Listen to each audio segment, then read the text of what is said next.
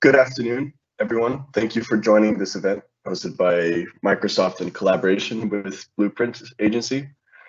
Since we are live, feel free to ask us any questions, and I'll just hand over it to Reese Kirkman. Good morning, good afternoon now. Thanks all. Thanks, Tank, for the introduction. And thanks for joining us today. And what we're going to be doing today is actually, as the title suggests, exploring the rise of virtual events and how that's kind of come to the forefront since March and actually what it looks like for the future. So some quick introductions from our side. So I'm joined today by my colleague as well, Mark Anand, who's the Managing Director of Blueprint Partners, and myself, Reese Kirkham. I'm a Business Director at Blueprint Partners. So together, we are Blueprint Partners. We're based in London. We're a full service marketing agency. We've also got offices in the US and out in Australia.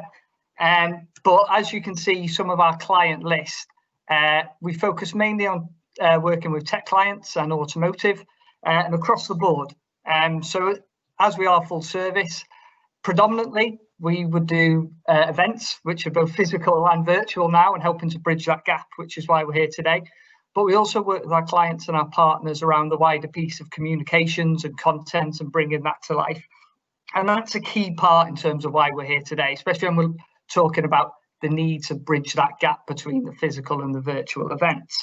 So I appreciate you guys may all be in different parts of the journey in virtual events. Some of you may have undertaken them already. Some of them you may have just joined as a participant. But it'd be interesting just to do a quick poll, as we said, as ourselves as events experts in terms of making this a little bit more interactive. We set up Slido, which is sli.do. And if you guys wanted to just go onto there on the web browser and just in one word, tell us what's your biggest challenge that you're facing running virtual events at the minute, or what you perceive to be the biggest challenge if you have someone coming. And we appreciate this could be quite wide. That's the kind of breadth of options that we're looking for. It could be platform, it could be content issues, it could actually be driving the correct target audience to your event. It could actually be getting them to join, you know, looking at the drop-off rate for events. But if you could all just kind of log on there and quickly give us your answers, that's hopefully give us a kind of wide spectrum of opinions, and we can also ensure that we're hopefully covering that off from our side to answer any worries or queries that you guys are going through. So if we go on to actually over the last 6 months, so between this figure probably will not alarm you, between March and September of 2020, the number of virtual events has increased by 1000%. Now, interestingly, virtual events aren't a new phenomenon. Although it may seem it since March, actually they've been around for the last few years and they've slowly been evolving. But obviously with COVID, they've brought them to the kind of pushed them to the front and center. And what we're finding with these virtual events is they come in all shapes and sizes. No doubt you guys may have experienced them as end users, both in your own personal life and professional, from expos to webinars to breakouts to video led to quizzes. And there's a huge amount of kind of virtual options there at the minute, which again brings the challenge. Actually, it's an extremely competitive market out there right now. And we're hearing from all of our clients in terms of what is that niche? How can you make your event different? Is that around the content? Could it be around the audience that you're targeting? How are you persuading them to join? What is that kind of amazing wow factor that we need? And there's some amazing examples that we're seeing. And no doubt you guys have had your inboxes full of them, of invitations to, but it's the phenomenon that we're seeing. And our biggest challenge as an agency, working with our clients and our partners, is to make them a success. And what can we be doing differently, and what we can be doing to kind of stay ahead of the game?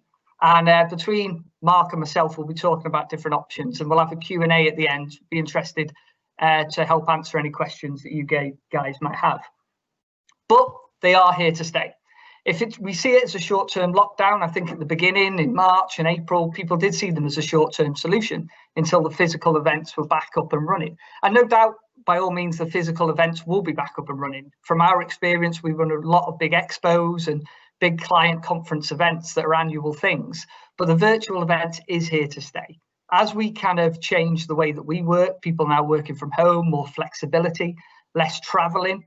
And it also, as a consumer and as an attendee, you want to engage and see content that suits you now in a manner that works for you. Again, both on a personal level and on a business as well. And we're seeing that in terms of events. People want to explore and engage with events and content as they choose. So actually, not only the event, but what we do with that content post-event is crucial as well. So that longer term change in behaviour is here to stay. And that's where the opportunity comes with virtual events. But also what we're going to see is the higher quality. So obviously, as virtual events is advancing, so is the technology with it. If you guys attended a virtual event in March, compared to if you've attended one recently, I'm sure you'll see a huge difference, not only just in terms of the platform, the content and the engagement, but also maybe the communication journey that got you there, and post-event, what information you're getting fed. But this advancement in technology, and as an investment is continued to be made, we'll just see the rise in virtual events increase, but also the ability of them on the ROI off the back of them. And it's more accepted. It's going to become the norm. As people are used to it and as they expect these kind of events, it will become the norm going forward. So interestingly, we actually just wanted to start with actually traditionally with physical events, how we would spend the money as a client, as a business. So there's quite a wide level, so around 20% in attracting that audience, 15% the logistics, so the physical, the moving parts of it, 20% just on the venue spend that came with that. And then also onto the food and beverage, which we know is a huge importance to all the consumers, attendees that go to any event, but then also the equipment as well. If we look at 20% of the set, the stage, the sound, the PA, and often that only left with 5% actually going on the program design and speaker fees. And us as an agent, as an agency, as content specialist, that was usually left right until the end, and it was kind of whatever surplus budget was left or what we could do. If we actually look at how that spend is now related to virtual events, it's simplified. So 30% is now on that attracting the audience, and Mark will talk in more detail about this, but this is crucial because actually we're now speaking to a wider number of people, but it's really important we get that targeting right. 20% goes on the platform, and we expect that to maybe change slightly, but ultimately the end user will demand a certain level of expertise on what they expect from the technology, and that will be the same. But interestingly, a huge 50% is now being spent on the engagement and the content. Right back to my point at the beginning about how competitive it is out there now, that is where the need is, to actually make your event more engaging and more interesting than any of your competitors. But there are obvious benefits to the virtual event. So the obvious one, there's new and more attendees. You're now not restricted to 50 people in this hall or 150 people in this venue. It's much more open. So we can attract more people. We can get more people coming from one organization. And actually, there's no limit on that, apart from certain licensing with certain platform, but it's endless in terms of who we're speaking to. But it's still important that we're actually speaking to the right people. You just don't want to be having numbers for the sake of it. And that's where the importance of the targeting will happen, which Mark will be talking about. There's a global reach. So now we're not limited geographically by region or by market. We can speak to people in other countries and ask them to attend. And it's something for you guys to bear in mind with your events, with time zones and everything else. But there is a much wider reach, which is great for business opportunity and lead generation, because we're not now only speaking to one region or market. And again, for those end users, they haven't got to factor in travel costs and the time it takes out to attend a physical event. The frequency is an important one. A lot of the large events that we run are usually annual events. Now this can change. By all means, we're not saying have an event each week, because again, that goes back to the content argument, but you can have more frequent events. And especially for you tech businesses where there's so much movement and so much interesting news stories to do, you can have a more frequent events, whether that be quarterly. And that really helps in terms of actually communicating with your end users. And the new revenue stream, which is an interesting one. So obviously, if we think of the in-person sponsorship opportunities, we can look traditionally to lanyards or coffee breaks or actually advertising on the drink tickets. But actually, you're restricted by time and space and the number of people on there. Actually, the opportunity now is any time your content is viewed. So if we're creating content for an event, we're not just thinking about using it in this set virtual event time. We can use it pre and we can use it post. And actually, that expands the revenue and sponsorship opportunities available for you. And sponsors can expect their logo and see their value propositions be seen and heard throughout the year, not just in that one opportunity?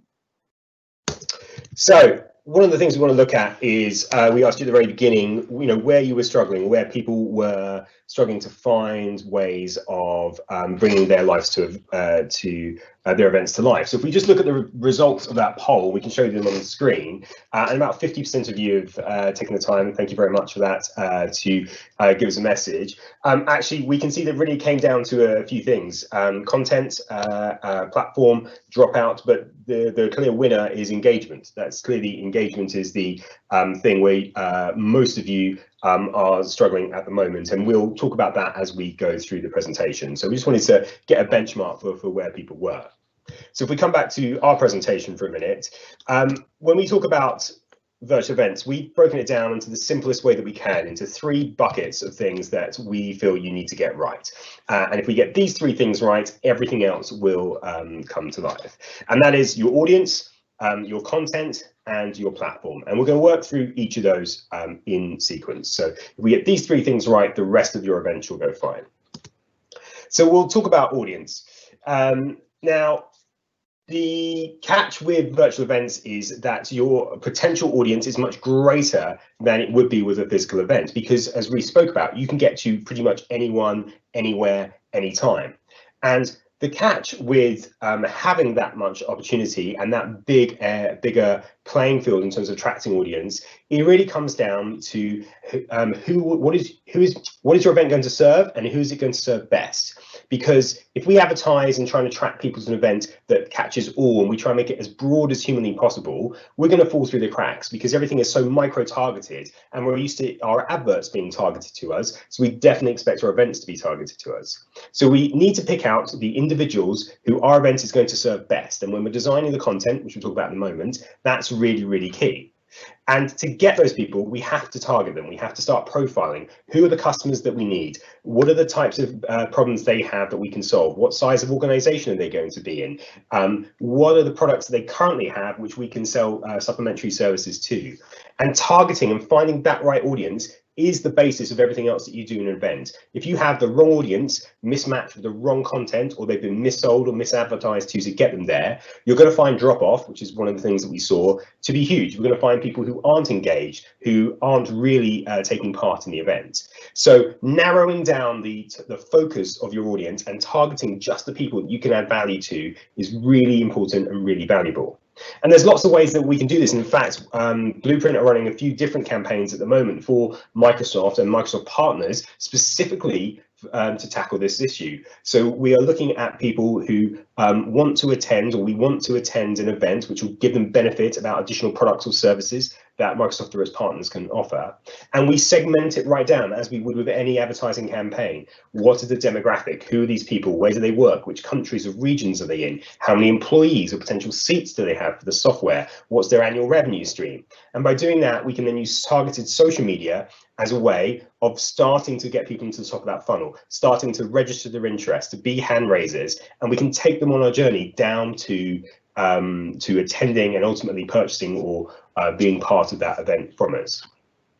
But one of the things we saw in drop-off was in that list of elements that you spoke about, is actually we see the no-show rate. So no-show is the phrase we use to describe people who've registered for something but don't attend. No-show rate for virtual events is 35%, and that's 10 to 15% higher than we would traditionally see at a physical event. So you have to find a way, not just of targeting these people, but you also have to look to oversubscribe your event to get the ROI that you need. Because if you're like me, this morning you probably had 5 different invites in your inbox, inviting you to different virtual events, some within the next 24 hours, or reminders to one that you accepted a calendar invite to a week or 2 ago. And that's the new norm. That's the kind of thing. It's really easy to accept a virtual event, especially if you're not paying for it, and then get to the day and something more important come up. And we do find that email marketing has a place. It is still very successful, but there's 253 emails in this inbox. In my inbox now, I've got 41,000 unread emails in my Gmail account. So the chances of my email cutting through at the right moment and the right time, while it's still a valuable piece, isn't the best way of doing it. So we can attract people with social media, we can send them reminding instructions with it. But one of the most effective ways of driving people to attend and reducing that drop off on a virtual event is actually the most old school way that you could possibly think of, and that's picking up the phone. And we've done some recent testing, in fact, on a Microsoft event where we A/B tested, we split tested the audience, and 50% of the audience we called in the 24 hours to remind them that they had registered for an event tomorrow, and the other 50% of the audience we didn't. And we saw much, much higher attendance rates from the people that we had called. So this simple old school element of picking up the phone has a massive implication on how people turn up to your event. And so this whole process of understanding who your audience is, targeting them effectively, attracting them with the right relevant social media platforms, using email confirmations, reminders and invites. But then remember, pick up the phone at the end, get that done in the 24 hours before your event, and you'll see a much higher rate of attendance, and that will reduce the drop off that we talked about before. So let's talk about the content. Well, content has always been king. This isn't a new phrase that's come around, but now it's more than ever, because as you sit there and as I talk to you now, I know that in the background, there are a number of things happening. An Amazon delivery driver turned up at least one of your houses just now. Someone's kids are probably kicking off. In fact, I have a sick child in the house today, which is making my work day harder than usual. Some people have gone to the kitchen to make a cup of tea in the time that I've been talking. And that's before the entire rest of the internet, which is sitting at the fingertips of all of you watching me now, makes it very easy to get distracted. And that's why the content is important. That's why the content is king. And that's why we have to think about it and structure it in such a way that we can make it short, engaging, punchy. And engagement is one of the key things that you put up on that survey we did. We have to compete. We cannot do this. We cannot do death by PowerPoint. You'll notice we haven't shown you a single bullet point yet. Everything we've done has been one message a slide, has been image led where possible, has been really easy to comprehend. So if you look away and look back, I'm not lost in a sea of numbers or on a table. We can't produce content the way that we would do for an internal corporate meeting. We have to produce content as if we're entertaining people on Saturday night.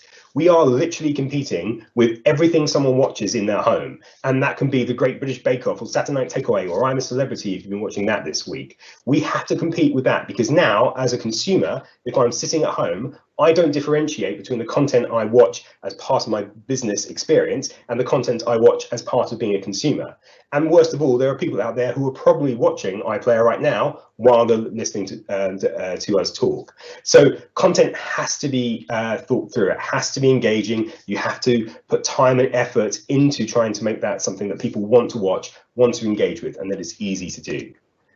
And every event needs an event producer without fail. Now, I'm an event producer, so I'm naturally going to say that, but it's really, really important. It doesn't have to be external resource. It can be somebody in your business, but somebody has to be responsible from beginning to end of the journey, from how people are going to get the invite, what time we're going to go live, and making sure you can see and hear everyone, making sure it flows in the right way and comes out. You have to run it like it's a television production, which is how we approach everything that we do at Blueprint, and because we know how seamless things have to be.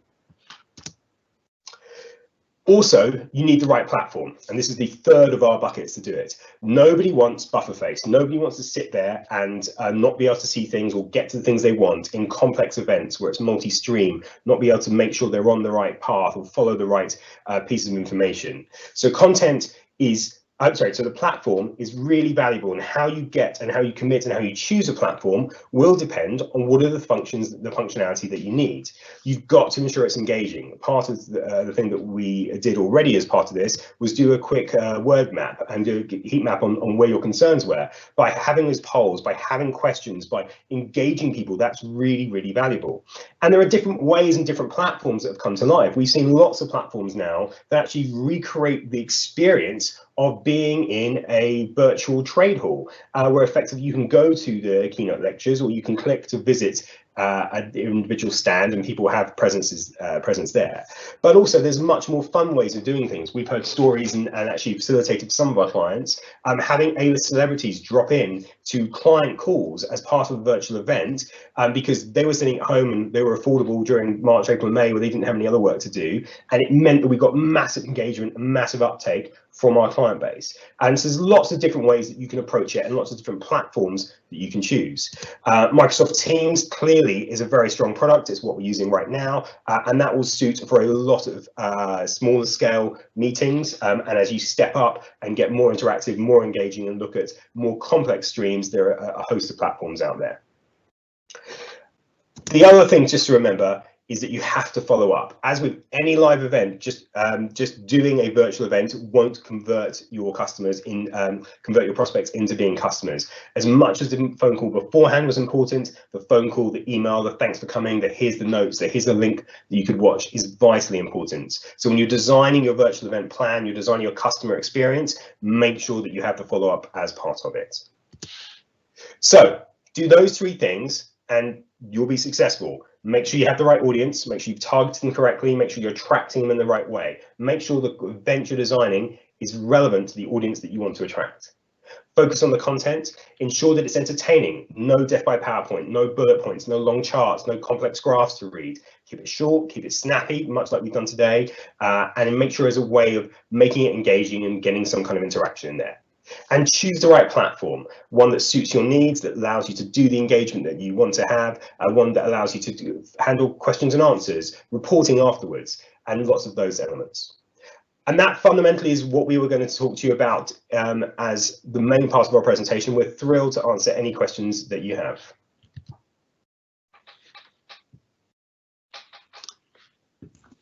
We've got a couple of questions through.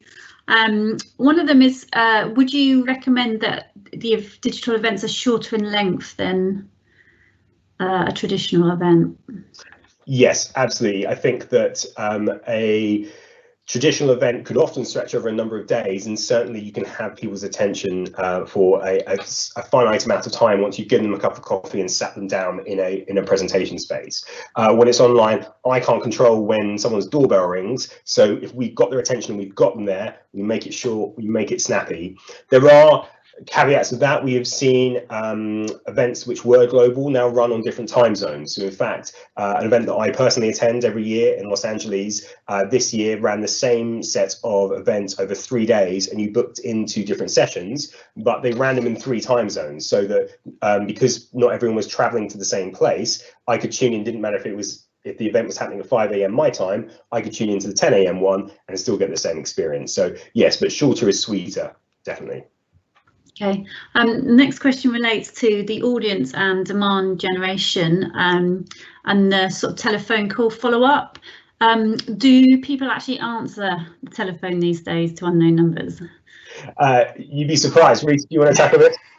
Yeah, of course. No, that's a very good question. And again, the key is also what kind of data you're collating with these kind of things. So when we're asking our delegates to register, you ideally want to be getting their telephone number added on there, and obviously you can ask them what their preference is in terms of how you like to communicate with them as well. What we normally do is do a number, whether it's coming from Blueprint or with our clients, so actually it's not a withheld number or it's not considered a spam number, but you're completely right, it's hit or miss. There's a lot of times where we need to factor in that follow-up, so it could be that we're leaving voicemails, or it could be that we're trying them again over a certain period of time. By all means, we definitely won't be kind of annoying the hell out of them and calling them 8 times into a lead up, but we'll factor in, even if you're just leaving them a voicemail and reminding them that in their inbox they're going to have that calendar invitation for when that event is. That usually seems to be the trick, especially as Mark says, we've done some testing around this and it definitely helps reduce that kind of drop-off rate. Thank you. Another question in as well, as we hopefully move through the pandemic and beyond, what are your ways that we can blend the virtual and physical event together? So where do you see this almost becoming a hybrid? I think that what we're going to find is that there's not going to be one rule that fits all. We're going to see a multitude of different ways of blending it together. Our reaction at the moment is that the days of paying, frankly, for an organizer to pay or for attendees to go and sit in a mass auditorium and all the money be spent on that kind of presentation are probably over. We think that the blended or the virtual, the live events as we transition back to them will be much more reliant on experiences that can't be established by sitting in the chair and listening to someone talk to you. They're going to be driven by networking, the ability for people to meet, and they're going to be driven by the opportunity to get hands-on and use products and use different types of software or whatever it might be. In fact, we are starting to see some discussions around events in the following year where we will not only have we will have a physical event where people will come together, but actually the bulk of the transmission will be done by people watching on their laptops or in the hotel rooms at the start of the day. And so at 8 AM there's a keynote, and while you're having breakfast on your room, that will be what the keynote session has. And in fact, then everyone will come downstairs together to meet in a central space and interact on a more personal level, because the desire for human beings to interact with each other is clearly, something that's not going to go away. And the pandemic's taught us that we can transmit information one way, but as we come back together, it's more likely to get experiences and common human moments.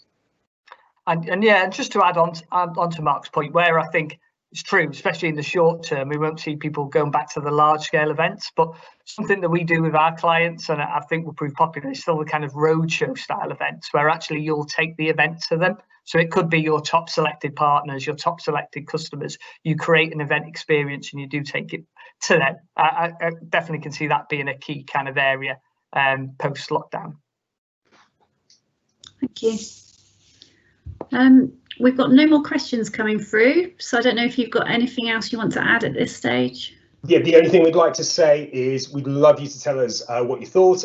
We have to practice what we preach, and we talk about engagement, we talk about follow-up. So please, if you'd like to go back to Slido, there's a new poll there which just asks you to tell us what's the most valuable thing that you learned from our session. And we won't share the results with you now, but that'll be really valuable to us just moving forward for future, so we can learn, refine, and make our content more relevant.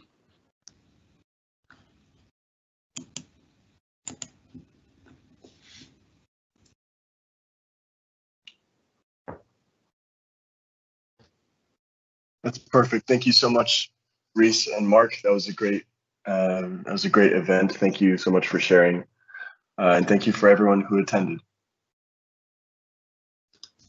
Thank you.